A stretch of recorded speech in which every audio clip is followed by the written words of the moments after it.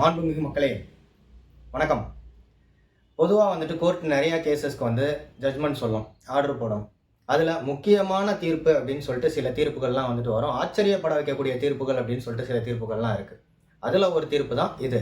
அது என்ன தீர்ப்பு அப்படின்னு சொல்லிட்டு பார்த்தோம்னாக்கா, பருவமடைந்த இளம் வயதினர், அதாவது பருவமடைந்தவர்கள் 18 வயசுக்கு மேலே இருக்கிறவங்க, ஓகேங்களா, அவங்க காதலர்களாக இருக்கலாம். அப்படி காதலர்களாக இருந்து அவங்க வந்துட்டு கட்டி பிடிக்கிறது, மொத்தம் கொடுக்கறது அப்படின்றது தவறு கிடையாது அப்படின்னு சொல்லிட்டு சென்னை உயர்நீதிமன்ற மதுரை கிளை வந்துட்டு சொல்லியிருக்கு. எந்த ஜஸ்டிஸ் சொன்னார் அப்படின்றதையும் வீடியோவில் வந்துட்டு சொல்கிறேன். வாங்க வீடியோக்குள்ளே போகலாம். சட்டத்தை முழுசா நம்புறேன், சட்டப்படிதான் நடப்பேன். நீ சொல்ற சட்டம் சிஸ்டத்தை காப்பாத்துமே தவிர நியாயத்தை சட்டமா எங்களுக்கு அதுக்கு இந்த நாட்டுல மரியாதை இருக்குங்களா என்ன? சட்டம் தன் கடமையை செய்யும். வீடியோக்குள்ளே போகிறதுக்கு முன்னாடி இந்த டிவோர்ஸை பற்றி வந்துட்டு ஒரு 2-3 வீடியோஸ் வந்து நம்ம போட்டிருக்கோம்.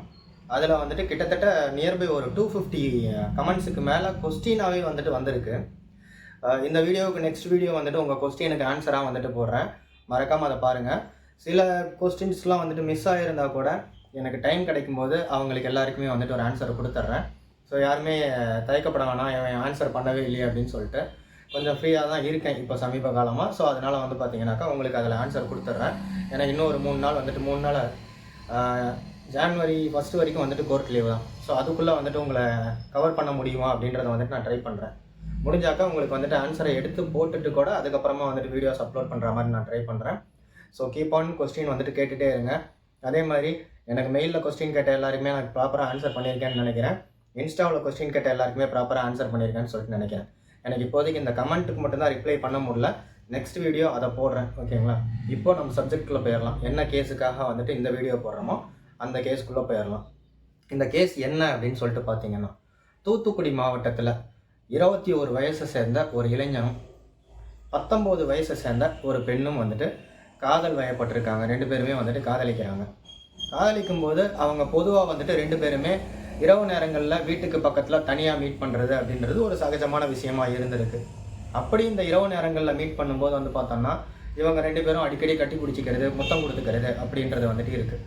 ஸோ இது என்ன ஆயிடுச்சு அப்படின்னு சொல்லிட்டு பார்த்தோம்னா, காலப்போக்கில் இந்த பையனை வந்துட்டு கல்யாணம் பண்ணிக்க சொல்கிறாங்க. கல்யாணம் பண்ணிக்க சொல்லும்போது இல்லைன்னு சொல்லிட்டு இவர் கல்யாணம் பண்ணிக்கல. அவங்க பேரண்ட்ஸ் கிட்ட சொல்கிறாங்க. அவங்க பேரண்ட்ஸ் கிட்ட சொல்லும்போது அங்கே வந்துட்டு நேராக அவங்க காவல் நிலையத்துக்கு போகிறாங்க. காவல் நிலையத்துக்கு போய் ஒரு கம்ப்ளைண்ட் ஒன்று கொடுக்குறாங்க. அவங்க கொடுத்த அந்த கம்ப்ளைண்ட்டை பேஸ் பண்ணி எஃப்ஐஆர் போடுறாங்க. எஃப்ஐஆர் போட்டதுக்கப்புறம் என்ன ஆயிடுச்சு அப்படின்னோன்னாக்கா, ஸ்ரீவைகுண்டம் கோர்ட்டுக்கு வந்து இந்த கேஸ் வந்துட்டு வருது.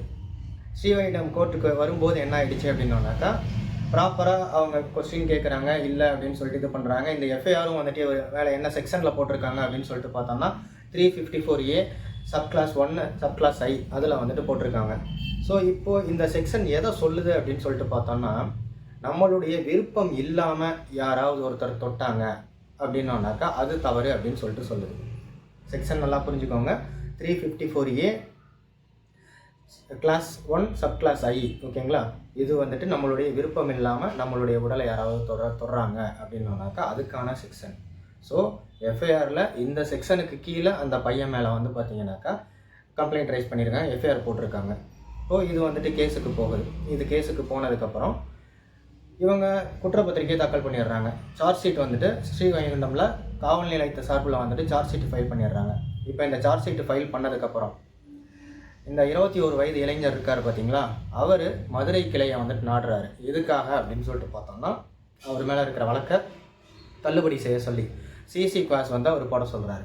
இப்போ இந்த சிசி கிளாஸ்க்கு வந்துட்டு அவர் போயிருக்காரு.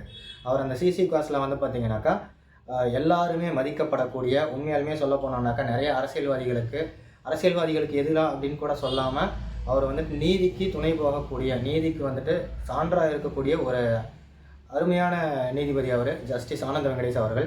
எல்லாருக்குமே எங்களுக்கெல்லாம் பிடிக்கும், ஹைகோர்ட்டில் இருக்கிற எல்லாருக்குமே பிடிச்ச ஒரு ஜஸ்டிஸ் அவர், ஆனந்த வெங்கடேஷ் சார்.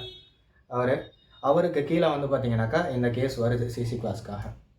இப்போது அரசு தரப்புலேருந்து ஒரு வாதம் ஒன்று வைக்கிறாங்க. என்ன அப்படின்னு சொல்லிட்டு பார்த்தோம்னா, இந்த பொண்ணை வந்துட்டு அவர் கட்டி பிடிக்கிறாரு, முத்தம் கொடுக்குறாரு, ஆனால் கல்யாணம் பண்ணிக்க மாட்டேன் அப்படின்னு சொல்லிட்டு சொல்லிட்டாரு.